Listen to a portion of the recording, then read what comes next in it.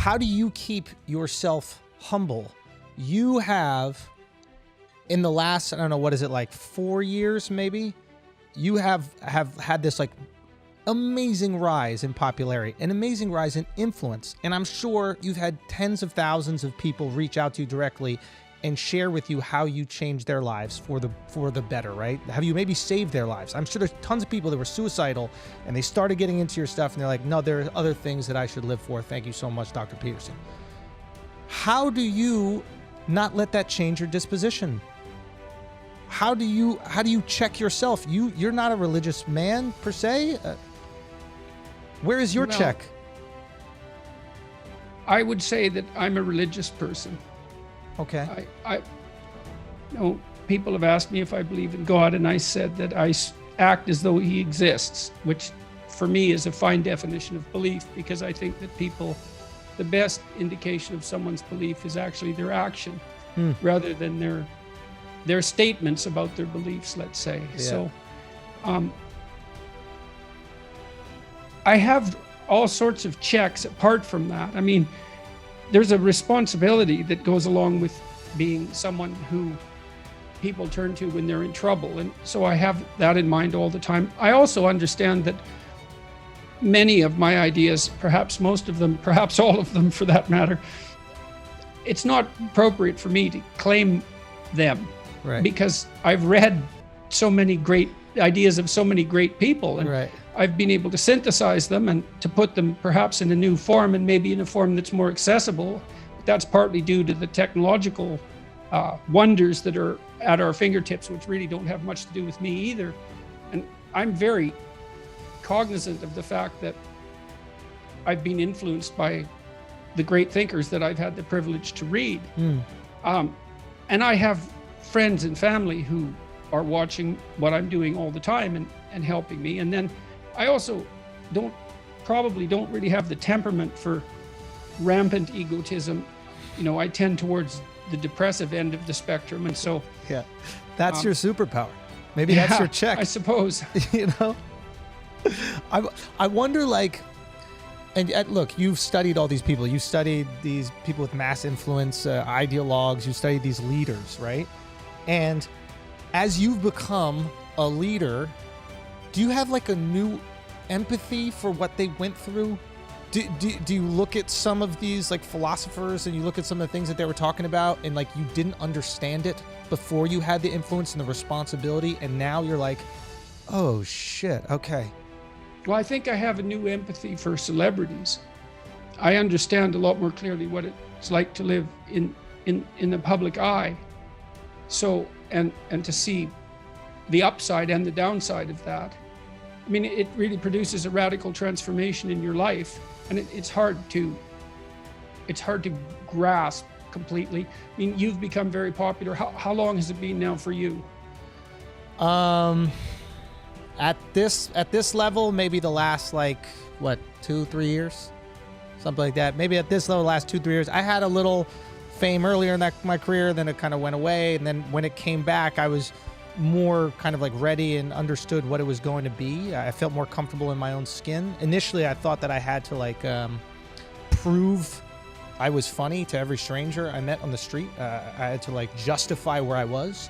And then when it, you know what I mean? Like it went away, and then when it came back, I was like, oh, yeah, I don't have to do that. I know what I am. I know who I am. And if I have an interaction with someone and it's genuine on the street, that's not going to change their opinion of me. And if it is, who cares? But at first, yes, there was that almost imposter syndrome. I must be this person they think I am. Right. Well, it also wreaks some havoc with who you think you are, because part of who you think you are is a consequence of how you're reflected in the eyes of others. And people say, well, you shouldn't base what you think of yourself on what other people think of you. Of course, that's complete nonsense, because the only person who doesn't base their own concept on what other people think is a psychopath, right? You have to be sensitive to public opinion, which doesn't mean that you should be nothing but a creature of public opinion. Right. But when you're a public figure, let's say, and you are reflected continually in the public, then it does tend to wreak havoc with your own conception of yourself. And that's certainly the situation that I find myself in, because well, I'm not working at the university anymore. I'm on extended leave and I don't have my clinical practice. So those were two primary sources of my, let's say, professional identity. And now I'm constantly beset with the question of exactly who I am. And I can't tell because I'm reflected all sorts of ways publicly, and it isn't obvious which of those I should be paying attention to. And so I try to pay attention to as many of them as I can, but it's very confusing because you might say there's a very wide range of opinions about me. Yeah. You got a broad spectrum. Yeah. So it's somewhat daunting, and so I have some sympathy for celebrities who are now exposed in a radical way to the public. I'm in a strange position, though, I would say in some sense, even compared to most celebrities, because movie stars, for example, they're famous for the parts they play, right? But I'm famous because I'm not famous for playing a role. I wasn't an actor.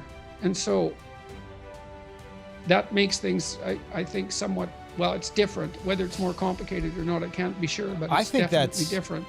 I think that's in a lot of ways better. I always thought it was really difficult being like Ross from Friends because they don't like you. They like Ross from Friends.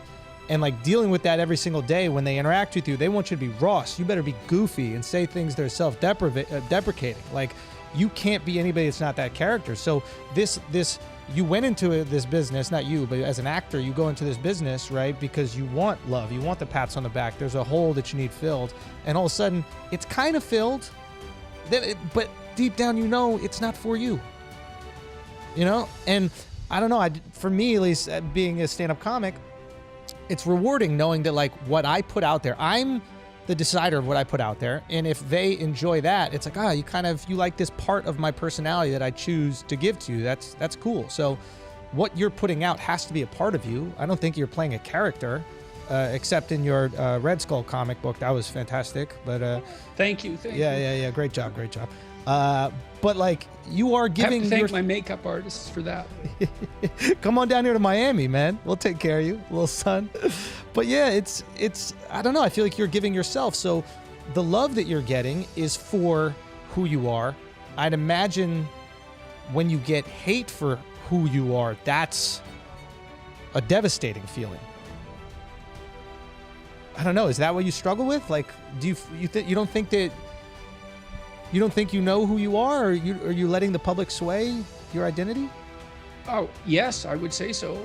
I do what I can to resist it, but it's a rather irresistible force in some sense. I mean, there's so much. I suppose I could lock myself away from it, but I don't really know how to do that because I'd have to lock myself away from my world fundamentally, and then I wouldn't know what to do exactly. So I enjoy the YouTube videos I do, the interviews that I do. I have to have an active professional life. I'm still writing. I want to stay engaged with the world as much as I possibly can, but that also means simultaneously exposing myself to all the commentary that's associated with what I'm doing and trying to puzzle my way through it.